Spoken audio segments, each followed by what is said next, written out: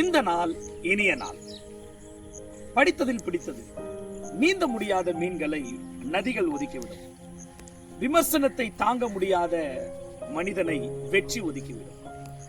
எனக்கு இதுல ரொம்ப பிடிச்ச வரி, நீந்த முடியாத மீன்களை. பாருங்க, இன்னைக்கு எந்த மீன் சர்வை பண்ணணும்னு சொன்னா, எதிர்நீச்சல் போட்டு பல எதிர்ப்புகள், பல பிரச்சனைகளை கடந்து நீந்தி செல்லுகிற மீன் தான் நதிகளிலே சர்வை பண்ண முடியும். அதே போலதான் நாம எந்த துறையில் எடுத்தாலும் அதுல குறை சொல்ல, குற்றம் கண்டுபிடிக்க, நையாண்டி பண்ண, கிண்டல் பண்ண, அதாவது விமர்சனம் பண்ண யாராவது ஒருத்தர் நிச்சயம் இருக்கதான் செய்வாங்க. ஆனா அந்த விமர்சனங்கள்லாம் பார்த்து நாம சோர்ந்து போயிட்டோம்னா நம்மளால சாதிக்கவோ வெற்றி பெறவோ முடியாது.